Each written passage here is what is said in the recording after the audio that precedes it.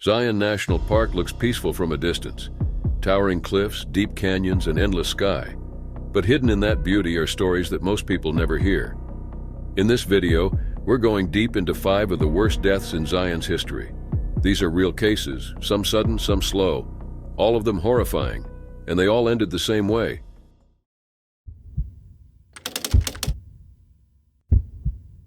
It was February 2014. Amber Marie Bellows, a 28-year-old from Salt Lake City, had recently married her husband, Clayton Butler, just 2 weeks earlier. The couple shared a love for adventure, particularly base jumping, an extreme sport where people leap from fixed points like cliffs or buildings, deploying parachutes during their descent. Although base jumping was illegal in Zion, the couple had made the trip specifically to jump from Mount Kinisava, a towering peak known for its steep drop and rugged terrain. That morning, Amber and Clayton began their hike. Mount Kinisava reaches a height of 7,285 feet, with a nearly 2,000-foot drop on one side. The climb was long and difficult, especially in the cold February weather, with snow covering much of the ground.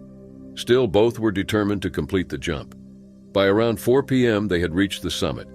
Amber, who was considered skilled and experienced, prepared to jump first. Clayton watched from above as she made the leap, but something immediately went wrong. Her parachute didn't open the way it should have. She continued to fall rapidly, and before Clayton could react, she had already vanished from sight. Clayton jumped after her, hoping to help somehow, but by the time he reached the bottom, it was too late. Amber had fallen the entire distance, and the impact was fatal. In shock and panic, Clayton began the long and difficult trek down the mountain. It took him around 4 hours to reach park authorities and report what had happened. Due to the steep and dangerous conditions, recovery teams couldn't reach Amber's body that night. The darkness and rough landscape made it unsafe to attempt. The operation had to wait until the following morning. At around 10 a.m. the next day, park rangers used a helicopter to recover Amber's body. 2 rangers helped hoist her up and transported her to a nearby ambulance. The recovery was handled with care and caution, but the outcome was already known. Amber's death marked the first base jumping fatality in Zion National Park. Her passing deeply affected those in the Utah skydiving and base jumping community. Amber was known for her energy, enthusiasm, and love for the sport. Friends described her as someone whose spirit lit up a room, always eager to encourage others and share her passion. The cause of her parachute malfunction wasn't immediately known, but base jumping is a sport filled with risk, no matter how skilled the person may be. Amber understood that, all jumpers do. Yet even with training and experience, accidents still happen. And when they do, the consequences can be severe. Despite the dangers and restrictions, people continue to jump in places like Zion. Park officials were saddened by Amber's death, but stood by the decision to keep the sport banned in the park. Jim Milestone, Zion's acting superintendent at the time, stated that the risk is simply too high, even for experienced jumpers. The tragedy left Clayton to cope with the sudden loss of his wife just days after they had started their new life together. For their community, the grief was widespread. Many who knew Amber shared their memories of her, not just as a talented athlete, but as a kind and joyful person. Amber's story left a lasting mark on those who followed her journey. Her life and tragic end serve as a quiet reminder of how quickly things can change in the world of extreme sports. In a place as beautiful and unforgiving as Zion, one mistake or equipment failure can take everything away, even from someone as skilled as Amber.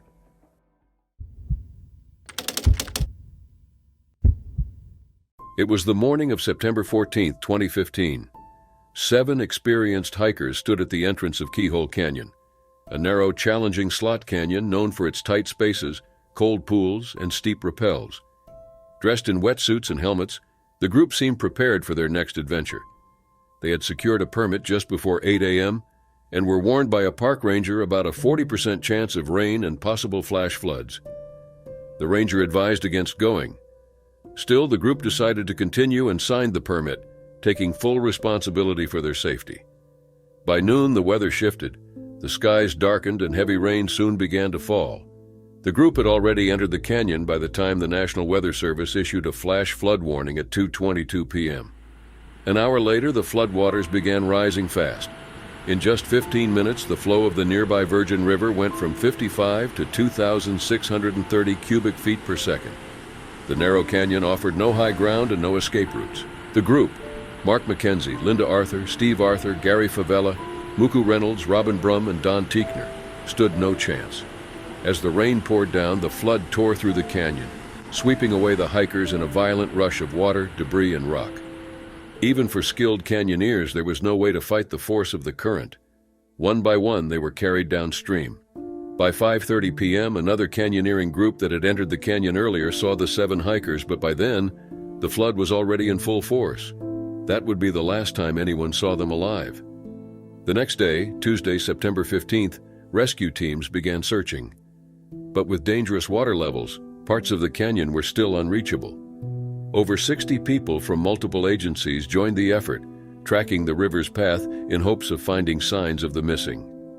That afternoon, the first bodies were found. Steve Arthur was discovered at 1:30 p.m. in Clear Creek. Less than an hour later, Gary Favela was found by a private hiking group.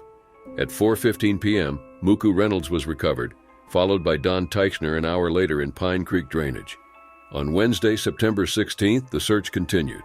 The area was still risky, but by 11:15 a.m., Robin Brum was found. Mark McKenzie was recovered 35 minutes later. The search ended on Thursday, September 17th. Linda Arthur, the last victim, was found in Pine Creek Canyon.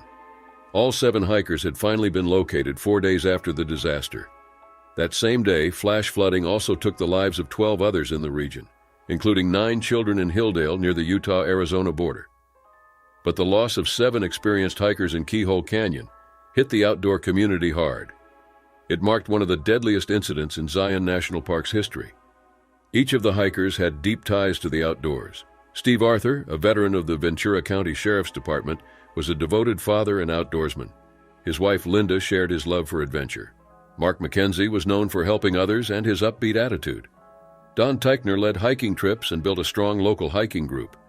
Gary Favela was known for his daring spirit, while Muku Reynolds and Robin Brum were both remembered as loving and encouraging people. Zion National Park officials expressed their condolences and reviewed their safety procedures.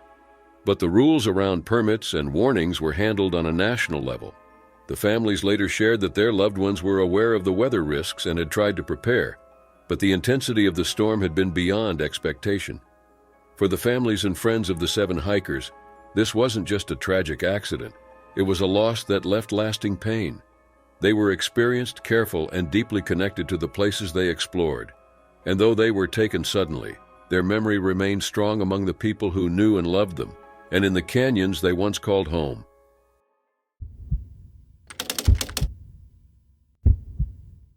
It was the afternoon of October 2nd, 2019.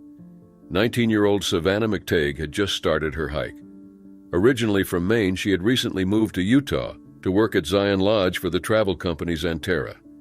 Known for her love of the outdoors, Savannah often shared her hiking experiences online, from parts of the Appalachian Trail to the steep trails of Zion. But this particular hike would end in tragedy.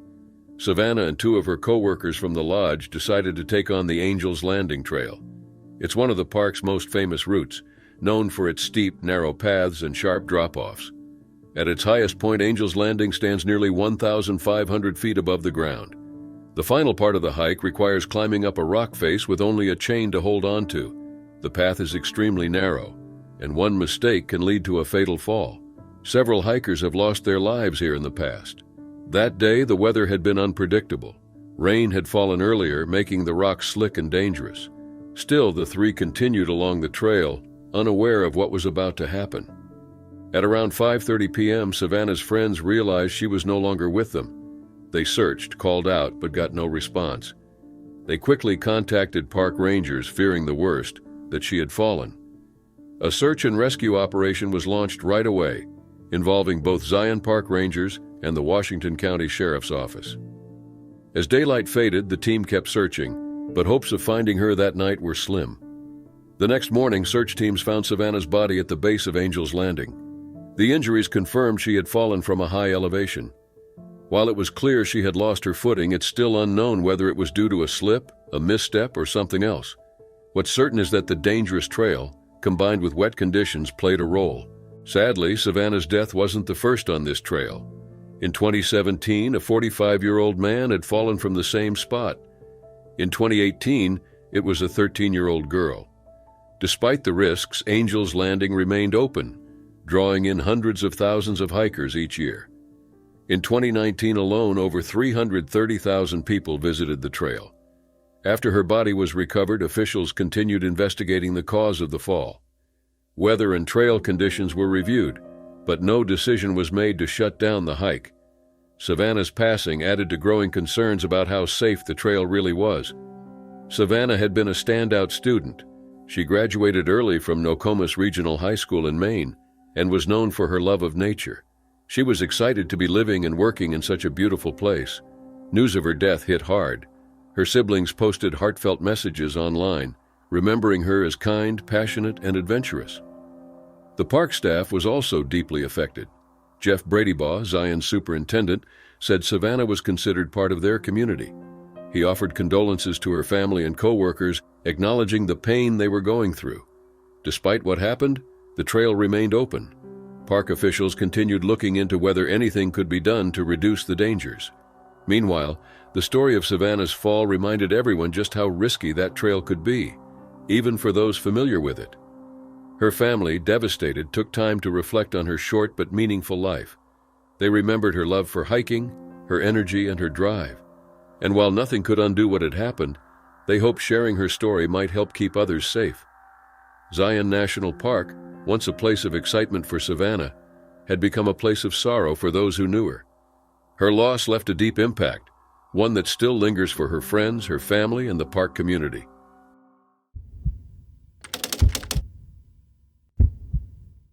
It was March 9, 2016. The sky was clear, the weather cool, ideal for climbing. Eric Michael Klimt, a 36-year-old climber, teacher, and pilot from Portland, Oregon, was there to take on the Moonlight Buttress. This 200-foot sandstone route is known for its steep walls and crack systems. Eric had attempted it several times since 2013. He was solo climbing that day, relying on a Grigri belay device, a system that helps manage the rope for climbers without a partner. Eric rappelled to the top of the route to rehearse the last 3 pitches, the most difficult part of the climb. This wasn't unusual for him. He'd climbed all over the country, Yosemite, Joshua Tree, Red Rock Canyon. He was experienced and well prepared. Everything seemed to be going fine. Around 12:30 p.m., another group of climbers on the lower section saw something they would never forget. Eric had fallen, nearly 1,000 feet. Park rangers were contacted immediately. When they arrived, they found Eric at the base of the cliff. He hadn't survived. The setup Eric used was standard for solo climbs. His Grigri was undamaged. His harness was still clipped into the rope, which was anchored with clove hitches and carabiners. But something was missing, a stopper knot at the end of the rope. That raised questions. There were no signs that the rope had slipped through the device, and there were no injuries on Eric's hands that might suggest he'd tried to grab the rope mid-fall. Investigators found no helmet, and they confirmed he hadn't been using a mini traction, another device some solo climbers use for safety. To this day, the exact cause of the fall is unknown. Whether it was human error, gear failure, or something else, no one can say for sure. But the climbing community lost someone respected and deeply loved. Eric wasn't just known for climbing. He was a high school math teacher who connected with students through both numbers and nature. His calm presence and thoughtful approach made him a mentor in and out of the classroom. He also had a passion for flying and for exploring the outdoors. One of Eric's most memorable trips was to Tasmania with his brother Carl and friend Matt Ballard. They climbed the Totem Pole, a 65-meter sea stack rising from the ocean. Unlike some of Eric's more spontaneous adventures, this climb was planned carefully, and it showed how much he'd grown as a climber. Eric's sister Kirsten described him as someone who lived a little outside the box. He valued freedom, experience, and connection. He often said, "Get outside, it's where the good stuff is happening." That mindset guided his life. He wanted others to feel welcome, whether on a climb or in a classroom. Eric's relationships mattered as much as his goals. He included others in his adventures and shared moments with friends around the world. Carl remembers the Tasmania trip as more than a climb. It was rare time spent together that meant a lot. 2 memorials were held after Eric's passing, one in his hometown of Baltimore and another in Terrebonne, Oregon, where he had recently moved. Friends, family, and fellow climbers came together to honor his life and legacy. Eric's story isn't just about a tragic fall. It's about someone who lived with intention, connected with others, and shared his love for exploration. His death may never fully make sense, but his life made a lasting impact. Those who knew him carry that with them each time they step outside and keep moving forward, just like Eric always did.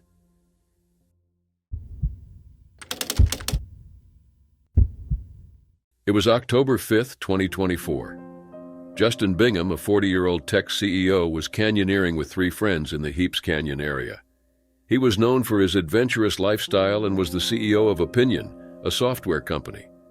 He also ran a popular YouTube channel called Life in Holland, where he shared his outdoor adventures and family life with over 143,000 subscribers. Justin was a father of 4 and often showed his deep love for his wife Lindsay and their children, Turin, Ashton, Landon, and Ava. That day, while rappelling near the end of the canyon, Justin slipped and fell between 150 and 200 feet. The area's rough and steep terrain made rescue efforts extremely difficult. More than 50 responders, including the Zion National Park Technical Search and Rescue Team and the Washington County Sheriff's Office, were called in. Despite their efforts, Justin was pronounced dead before he could be airlifted. His 3 companions were stranded in the canyon overnight. Conditions made it impossible for rescuers to get to them right away. The next morning, 2 were rescued by helicopter, and the 3rd was guided down by a rescue team. Justin's sudden passing shocked his community. Friends, colleagues, and fans from all over the world expressed their disbelief.